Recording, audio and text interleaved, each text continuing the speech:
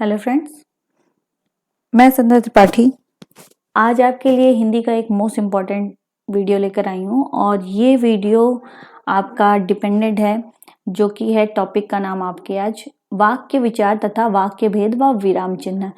ये बहुत important topic है आपके परीक्षा की दृष्टि से।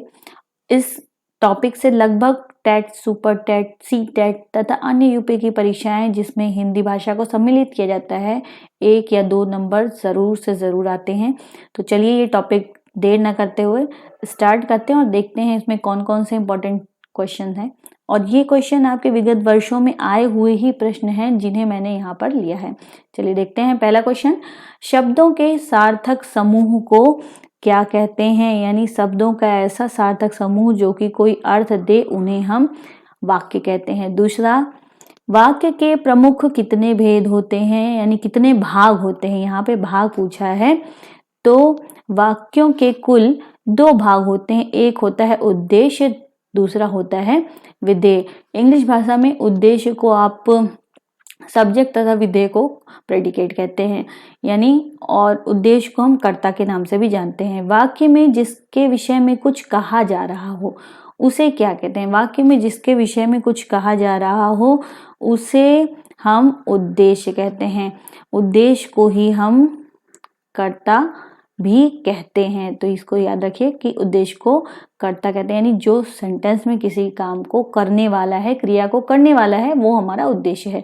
चलिए दूसरा वाक्य, दूसरा क्वेश्चन, उद्देश्य के विषय में जो कहा जा रहा है उसे क्या कहते हैं? तो उद्देश्य के विषय में जो भी हम बात कर रहे हैं उन्हें हम क्या कहते हैं? तो उद्देश्य के विषय में जो बात हम कर रहे होते हैं उसे हम विधेय कहते हैं। चलिए दूसरा देख लेते हैं सेंटेंस, दूसरा क्वेश्चन आपका है, तोता डाल पर बैठा है, इस वाक्य में उद्देश्य क्या है?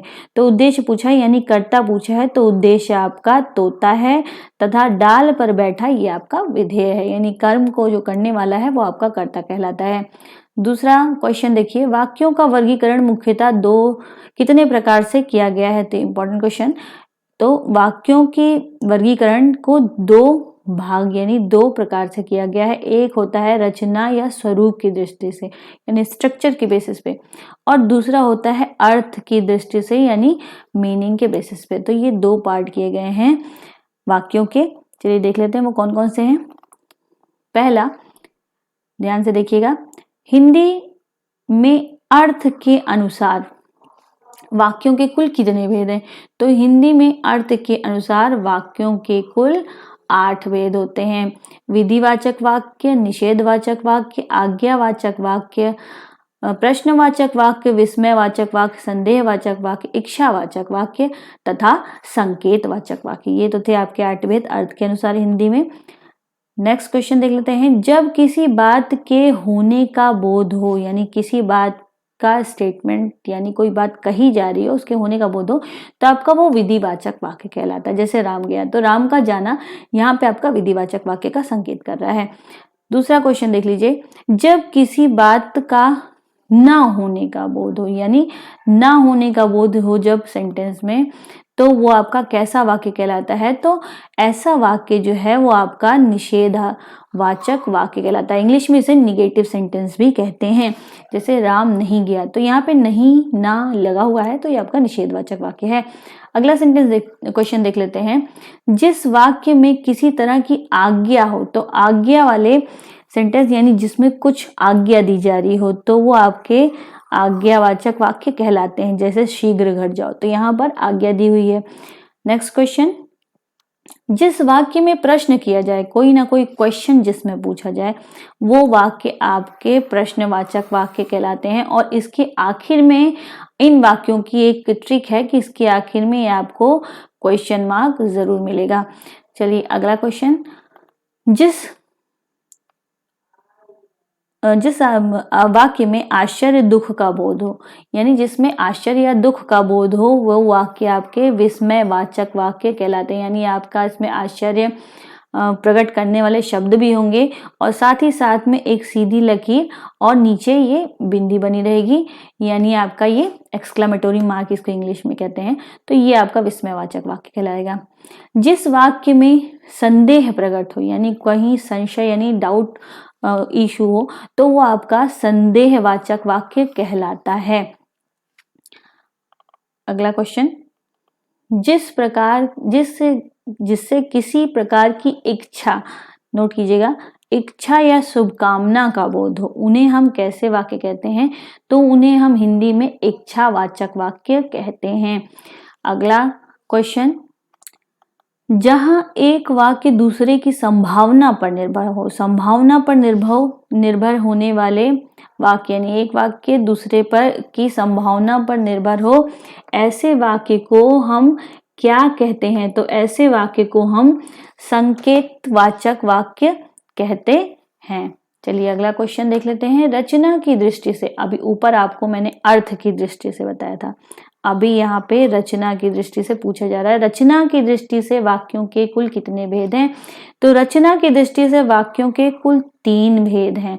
सरल वाक्य और साधारण वाक्य के नाम से भी इन्हें जानते हैं, मिश्र वाक्य तथा संयुक्त वाक्य। ये 3 मुख्य भेद हैं रचना की दृष्टि से वाक्यों के। जिस वाक्य में एक क्रिया तथा एक कर्ता हो, यानी कर्ता यहाँ पे गलत लिखा हुआ है, मैं आपको सही फॉर्म बता दे रही हूं।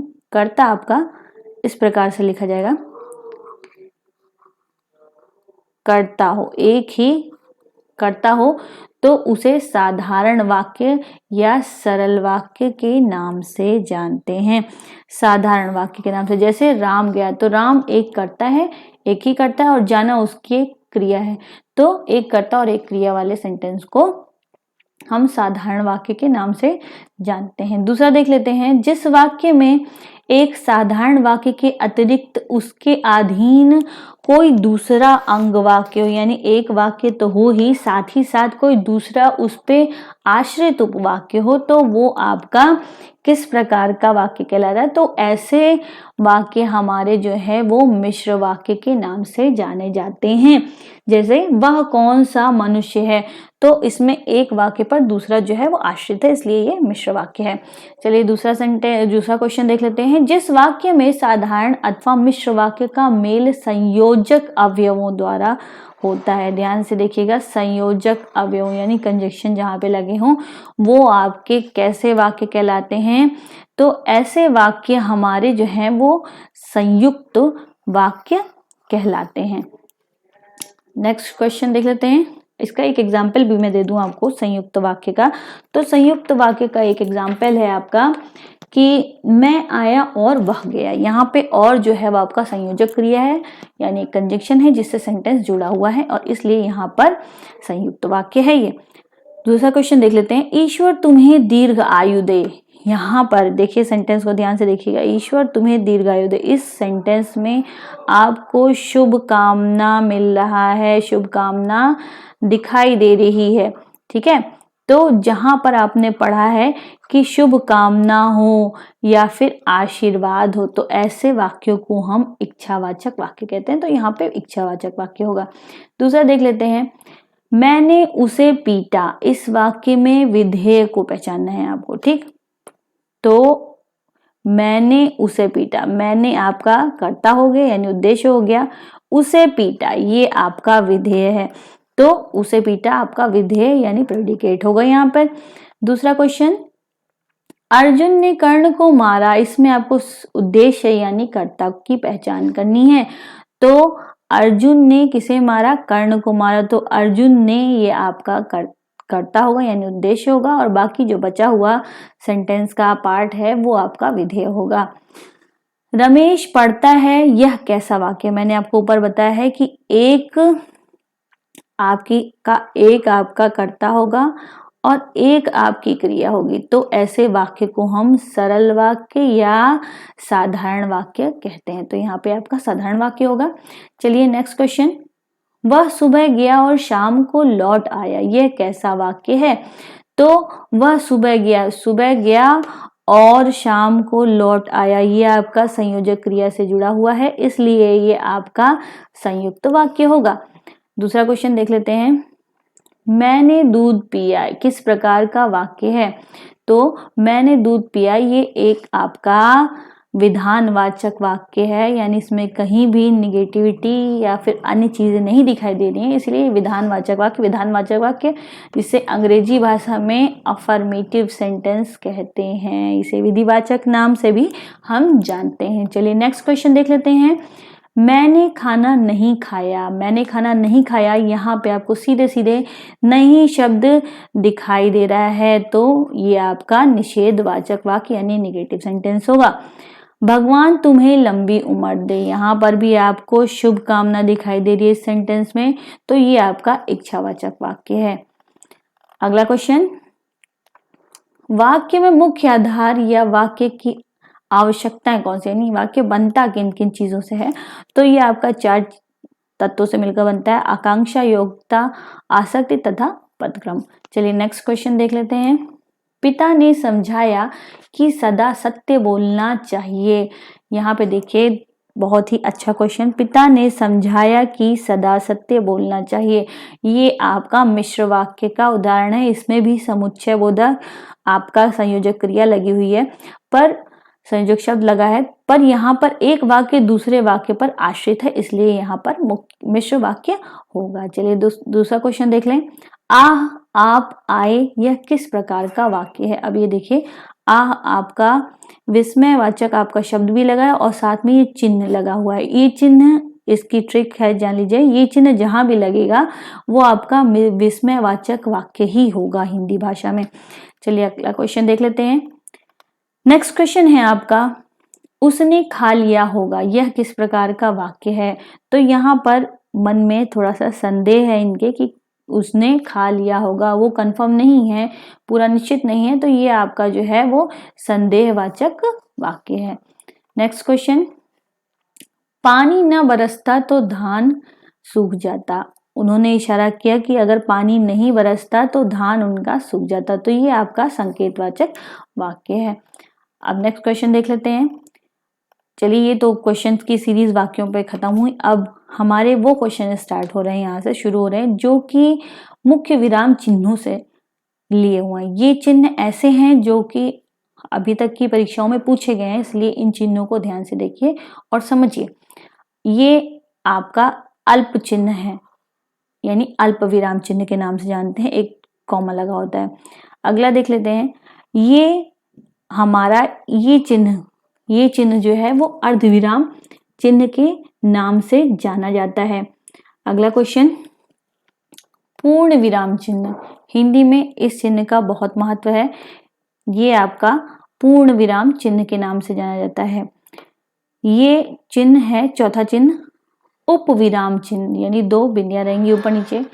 उसके बाद नेक्स्ट क्वेश्चन आपका है विस्मयाद बोध चिन्ह। ये चिन्ह यानी विस्मयाद बोध, यानी ये मार्क ऑफ एक्सक्लेमेशन के नाम से जाना जाता है अंग्रेजी भाषा में, तो ये भी आपका बहुत इंपॉर्टेंट चिन्ह है।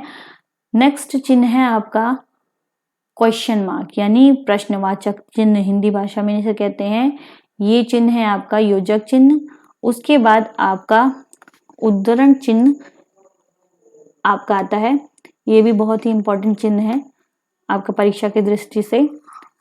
लास्ट चिन्ह है आपका लाघव। इसके बाद एक और चिन्ह बचा हुआ है, इसको भी ध्यान से देखिए। ये आपका लोप चिन्ह और आदेश चिन्ह है आपका, और ये आखिर में आपका लोप चिन्ह हुआ। तो ये तो थे आपके सारे क्वेश्चन जो कि वाक्य तथा उनसे संबंधित हैं। तो आगे अगर आप इस चैनल पर बने रहना चाहते हैं और मुझे देखना चाहते हैं तो चैनल को सब्सक्राइब कीजिए। वीडियो अगर आपको पूरा अच्छे से समझ में आ गया हो तो लाइक कीजिए और कमेंट करना ना भूलिए अगर कोई चीज़ नहीं समझ में आई हो या समझ में आई हो तब भी। Thank you for watching this video.